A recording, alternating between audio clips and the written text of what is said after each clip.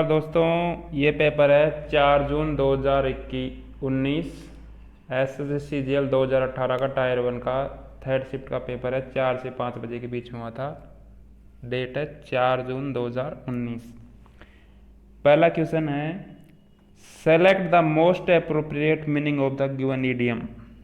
मुहावरे का उचित अर्थ पूछ रहा है। Actions speak louder than words, यानी शब्दों से ज़्यादा काम बोलता है।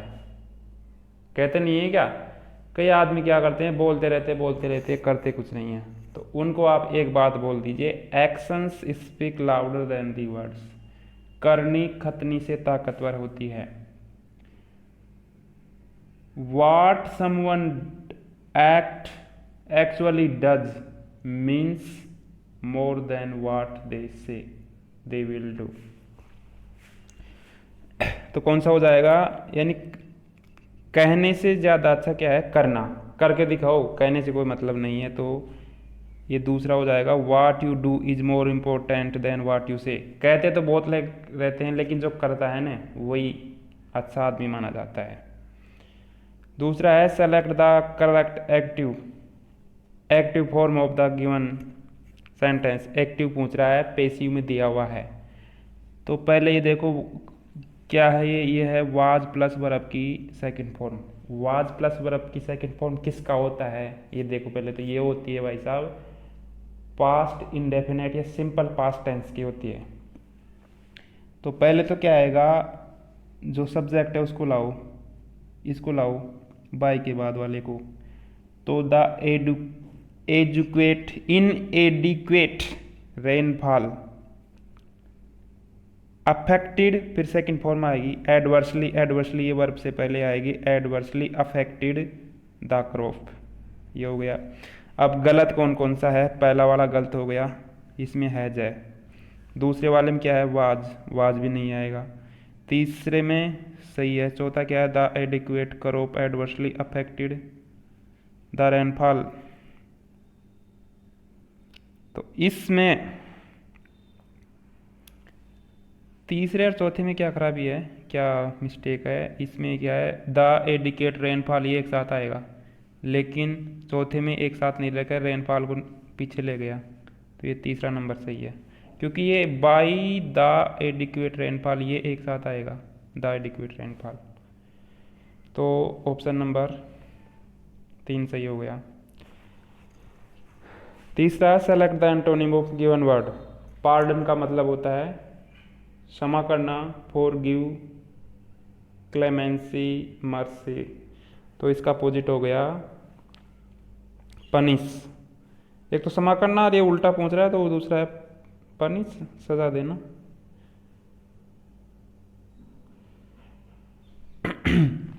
Given below are 4 jumbled sentences, para jumbled है, select the option that gives the correct order. And 844 million don't have access to clean water close to home। और 844 lakh, 10 lakh, million होता है 10 लाख, तो 844 गुणा 10 लाख डोंट है। और अब आपको बोले कि और इससे भी ज़्यादा है ना, 844 लाख लोगों के पास पानी उपलब्ध नहीं है। तो एंड तो शुरू में आएगा नहीं, यानी ए शुरू में आएगा नहीं। अब पूछ रहा है सी में क्या है, इट इज़ बिकॉज ये इस कारण है, कारण बता रहा है। तो कारण पहले कुछ दिया होगा, उसका कारण बता रहा है। तो इसमें पानी की समस्या की बात हो रही है, तो पहले आएगा कौन सा, बी। अराउंड 4 बिलियन, बिलियन होता है 1 अरब, यानी 4 अरब। Around 4 billion people in the world live in physically water scarce areas. Water मानी पानी, स्केर्स मानी कमी, पानी की कमी वाले क्षेत्रों में रहते हैं। लगभग संसार भर के 4 अरब लोग ऐसी जगह पर रहते हैं जहां पर पानी की कमी है। बी आ गया। अब बी के बाद में क्या आएगा, एंड, फिर आगे क्या बता रहा है, एंड 844 मिलियन 84 लाख, 84 लाख नहीं है, ये हो गया 8,440 लाख ऐसे हैं don't have access to clean water, उनके पास शुद्ध पानी नहीं है पीने को वो घरों के पास में। According to the latest report, ये लेटेस्ट रिपोर्ट आई है जो किसके द्वारा की गई है, ये एक संस्था है वाटर एड। बी ए आ गया, अब आएगा सी। इट इज़, ये इसलिए है बिकॉज, क्योंकि, अब कारण बता रहा है ऐसा क्यों है। इट इज़ बिकॉज, ये क्योंकि ग्लोबली, संसार, पूरे संसार की तरफ से देखा जाए विस्तारिक रूप से, वी यूज, हम क्या करते हैं, we use 6 times as much water today as we did 100 years ago। क्योंकि आजकल हम इतना पानी यूज़ करते हैं जितना 6 गुना पानी यूज़ करते हैं जितना 100 साल पहले यूज़ करते थे। पहले ज़्यादा काम नहीं लेते थे, पहले कोई फैक्ट्री वगैरह नहीं थी, आजकल फैक्ट्री वगैरह हैं, कई चीज़ों में पहले की तुलना में 6 गुना ज़्यादा पानी वेस्ट कर रहे हैं। फिर आ रहा है बी ए, बी और ए फिक्स हो गया, बी के बाद में ए आएगा। कौन से में, बी के बाद में ए, पहले में तो नहीं है, इसमें ए भी है, कैंसिल। अच्छा, दूसरे में ए लास्ट में गया, तीसरे में ये भी लिए एक साथ, ये चौथे में है बी ए, चौथा नंबर सही है। अब है ये, ए पर्सन हु ड्राज और प्रोड्यूसेस मैप्स, जो मानचित्र बनाता है उसको बोलते हैं कार्टोग्राफर। कैलीग्राफर होता है सुंदर लेख लिखने वाला, सुलेखक, सुलेखक। और लेक्सिकोग्राफर होता है डिक्शनरी लिखने वाला, उसको बोल सकते हैं आप कोशाकार, कोश लेखक। और ये चौथा है कोरियोग्राफर, कोरियोग्राफर होता है नृत्य निर्देशक। तो पर्सन में क्या पूछा था, अपने को पूछा था, ये पर्सन हु ड्राज मैप्स, जो नक्शे बनाता है उसको बोलते हैं कार्टोग्राफर। मेन चीज़ ये है। ए सिलेंड्रिकल कंटेनर, कंटेनर होता है मान लीजिए डिब्बा, मान लीजिए पीपा। सिलेंड्रिकल होता है बेलनाकार, एक बेलनाकार पीपा। Bulging out in the middle, जो कि बीच में से बाहर निकला हुआ हो, बेलन की तरह हो लेकिन बीच में से बाहर निकला हुआ हो। ट्रेडिशनली मेड ऑफ, जो लकड़ी का बनाया जाता है, जिसमें तेल या दारू लगी जाती है, उसको क्या बोलते हैं। तो ऑप्शन के अनुसार उसके लिए होगा बैरल। ऐसे बर्तन को क्या बोलते हैं, बैरल। और बैरल एक मात्रा भी होती है उसकी, वो होती है 159 लीटर के बराबर होती है। बिन हो गया, कचरा पात्र हो गया, ये बसेल, ये भी हो गया, एक 8 गैलन के बराबर होता है। और BALE, बैल का मतलब हो जाएगा गट्ठर। तो अपना उत्तर है बैरल। अब ये आ गया cloze test. Eager to control the South Atlantic, the British navy had tasked admiral Byron finding an island off the South American coast, खालिस्तान ships could resupply and then finding an alternative. Alternative के बाद में वे आएगा, alternative वे आएगा, वे नहीं है तो route आएगा। Alternative way to the East Indies after rounding the tip of South America, Admiral Byron confronted the world's largest body of water, the endless Pacific Ocean. After a month of empty blue horizon, a teeny island, Byron joyously describes the island's beautiful appearance, surrounded by a beach of the finest white sand and covered with tall trees. अब शुरुआत करते हैं। Eager to control the South Atlantic, south दक्षिणी प्रशांत महासागर को control करने के लिए उत्सुक द ब्रिटिश नेवी, ब्रिटिश की जो नौसेना है उसने हैड टास्क्ड, काम दिया है, किसको दिया है, एडमिरल बायरन को। क्या काम दिया है, ऑप्शन में क्या है, टास्क्ड विद, किसी के साथ, टास्क्ड विद, टास्क के साथ क्या आएगा, विद, टास्क विद मान ली कोई काम करने के लिए देना। तो टास्क विद क्या काम दिया है एडमिरल बायरन को, task with settling an island off the South American coast. Off का मतलब होता है दूर। तो साउथ अमेरिका के जो समुद्री किनारा है उससे दूर एक द्वीप खोजने के लिए किसको लगाया है? एडमिरल बायरन को। तो टास्क्ड एडमिरल बायरन, टास्क के साथ कौन सी प्रीपोजिशन आती है? With. Tasked with settling an island off the South American coast. अब कोस्ट के बाद में क्या आएगा? अब साउथ अमेरिकन कोस्ट की बता दिया, अब कोई स्थान है वहाँ से फिर स्थान के लिए बता रहा है जहाँ से, वेयर शिप्स, जहाँ ऐसी जगह बता रहा है जहाँ से शिप्स कुड रिसप्लाई, ऐसी जगह ढूंढना है आपको जहाँ से हम जहाज़ों को पुनः सप्लाई कर सकें, ऐसी जगह, ऐसा द्वीप ढूंढना है। एंड देन, और तभी and then finding an alternative के बाद में वे रूट, कोई अलग से रूट खोजो। आप मान लीजिए फिर पूछ रहा है ऐसा द्वीप देखो जहाँ से कोई अलग से रूट जा रहा हो। तो फाइंडिंग एल अल्टरनेटिव ऑप्शन में क्या है? Route, road, path, means. तो इसमें क्या आएगा? रूट की बात हो रही है। तो फाइंडिंग एन अल्टरनेटिव रूट, कोई अलग से रास्ता खोजो टू द ईस्ट इंडीज। एक होता है वेस्ट इंडीज, एक होता है ईस्ट इंडीज। तो ईस्ट इंडीज के लिए कोई वैकल्पिक रूट खोजो।